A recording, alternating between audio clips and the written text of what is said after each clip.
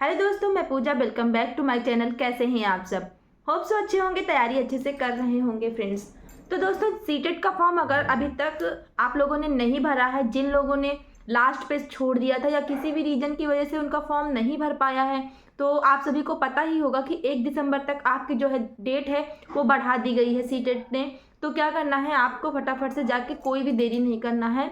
अभी भी आपके पास टाइम है, तो आप सभी अपना फॉर्म फिलअप कर सकते हैं। या कुछ लोग ऐसे भी होंगे जो सोच रहे होंगे अभी तक कि फॉर्म भरें या ना भरें, या फिर उनका सीटेट निकल चुका होगा, 100+ उनके नंबर होंगे, तो अच्छा है। लेकिन अगर आप और भी अच्छा स्कोर करना चाह रहे हैं, अगर आप चाह रहे हैं कि आप जो है सीटेट में 125+ या 130 नंबर आप ले आएँ, तो आप क्या करिए, फिर से फॉर्म भर दीजिए। बिल्कुल अच्छे से तैयारी कर लीजिए और अच्छे से अच्छा स्कोर कीजिए, क्योंकि गवर्नमेंट का देखिए कुछ भी हो सकता है। वो 1/4 आपका स्टेट सीटेट का मार्क्स भी लगा सकती है। तो इससे क्या होगा, अगर आपका स्कोरिंग अच्छा हो जाएगा तो एक तरीके से आपका क्या हो जाएगा कि आपको बेनिफिट मिल जाएगा कि आपको जो है स्टेट और सीटेट का अगर मार्क्स जो है मान लीजिए ऐड ऑन होता है, तो उसके लिए आपको बहुत ही अच्छा चांस है। आप सभी के लिए गोल्डन अपॉर्चुनिटी है कि आप जो है अच्छे से अच्छा स्कोर कर ले जाएं। दोस्त, पेपर 2 के बारे में बहुत लोगों ने मुझसे क्वेरीज की, बहुत से हमारे दोस्तों के कमेंट आए पेपर 2 के लिए, तो उसके बारे में भी बात करेंगे। सारी चीज़ों पे चर्चा करेंगे। क्या है आपका हेजिटेशन, किस लिए, या फिर अगर 1-2 नंबर 4 नंबर से सीटेट नहीं हो पा रहा है तो क्या कमियां रह जा रही हैं, क्या चीज़ हम गलतियां करते हैं जो हमें नहीं करनी चाहिए। वो छोटी छोटी बातों का ध्यान रख करके जो है हम अपना एग्ज़ाम अच्छी तरीके से क्वालिफाई कर सकते हैं। तो फिर मैंने आप सभी को सिलेबस शेयर किया हुआ है पिछले वीडियो में, अगर आप लोगों ने नहीं देखा है तो जाके देख लीजिएगा। होप सो आप सभी को जो सीटेट से रिलेटेड एक फेयर होगा वो बिल्कुल भी नहीं रह जाएगा। दोस्तों, चैनल को लाइक शेयर सब्सक्राइब जरूर करिएगा अगर अभी तक आप लोगों ने नहीं किया है तो। सीटेट से रिलेटेड जो भी अपडेट हो आप सभी को सबसे पहले मिल सके। मैं पूरी कोशिश करती हूँ कि सबसे पहले आप सभी को सारी अपडेट दे सकूँ और आप सभी का मोटिवेशन इसी तरह बनाए रखूँ। दोस्तों, अगर हम सभी मिल जाएं तो कारवां मिलकर क्या नहीं कर सकता है। तो कारवां यूं ही जारी रखिएगा, यूं ही बरकरार रखिएगा, यूं ही मेरा साथ दीजिएगा और आप सभी के सपोर्ट से क्या होगा, हमारा और आपका मोटिवेशन होता रहेगा और हम यूं ही कम मंजिल को पा जाएंगे, किसी को कोई पता नहीं चलेगा। तो दोस्तों, किसी भी तरह की घबराने की कोई बात नहीं है।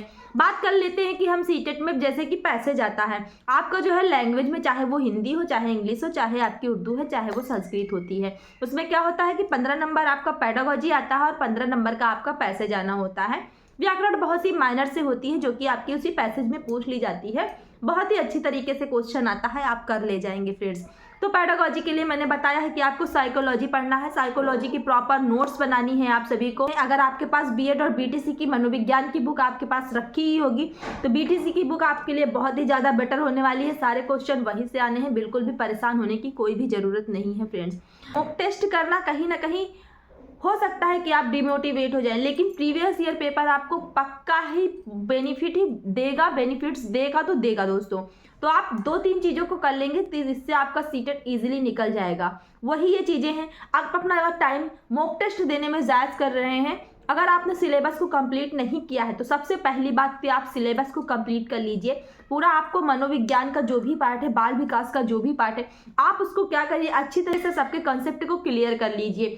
दोस्तों, सबसे ज़्यादा क्वेश्चन जो पूछे जाते हैं हमारे साइकोलॉजी में, ज़्यादातर क्वेश्चन आपके आजे वाइगोत्स्की, कोहलबर्ग, ब्रूनर, इन सब से आपके क्वेश्चन ज़्यादा से ज़्यादा पूछे जाते हैं। बाकी आपका अधिगम हो गया, ठीक है, आपका टेक्सोनॉमी हो गया, तो ये सारी चीज़ों से ज़्यादा तो एनईपी 2020 का क्वेश्चन आपका आता ही आता है और जो है एनसीएफ से क्वेश्चन आपके बनते ही बनते हैं। लेकिन क्या है, वाइगोत्स्की, जीन पियाजे, ठीक है, इनके क्वेश्चन घुमा के देता है, चाहे वो 7 से 8 क्वेश्चन कर सकते हैं, इससे ज़्यादा भी हो सकते हैं कि क्वेश्चन आपके यहीं से पढ़े जाते हैं। तो आप इन महाशयों को अच्छी तरीके से पढ़ लीजिएगा, अच्छी तरीके से इनसे कंसेप्ट को समझ लीजिएगा, ये कहना क्या चाहते हैं, इन किन पे बात करना चाहते हैं।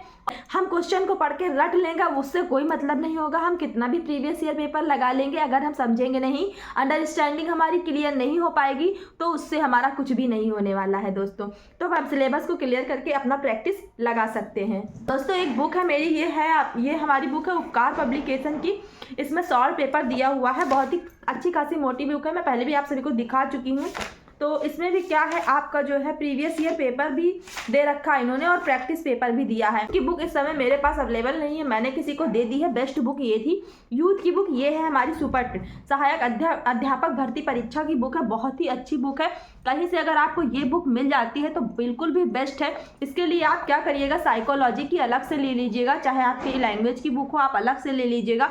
इसकी सब्जेक्ट वाइज अलग अलग बुक आती है, कॉस्टली नहीं है, बहुत ही अच्छी बुक है। इससे अगर आप प्रैक्टिस करते हैं प्रीवियस ईयर पेपर के और इसमें बहुत ही ज़्यादा क्वेश्चन आपके ऑथेंटिक दिए होते हैं, तो बहुत ज़्यादा गलत भी नहीं होता, इससे आप डिमोटिवेट बिल्कुल भी नहीं होंगे। तो आप इससे क्वेश्चन को अटेम्प्ट कर सकते हैं। और मॉक टेस्ट लगाने से कभी आपके क्वेश्चन हो सकता है कि हाई चले जाए और कभी लो आ जाए, तो उससे आप डिमोटिवेट हो जाए, ऐसा कुछ भी नहीं है फ्रेंड्स। ज़्यादातर आप सिलेबस पे अपना फोकस रखिएगा और उसके बाद जो है क्या है, आपका प्रीवियस ईयर पेपर उस पर फोकस रखिएगा। आपके CBT के जो भी एग्जाम हुए थे, अगर आप प्रैक्टिस ही करना चाहते हैं तो मेन आप क्या करिएगा, प्रीवियस ईयर पेपर आपका इतना सारा है कि आपको वही आप 1 मंथ लगाते रह जाएंगे, आपको पता नहीं चलेगा।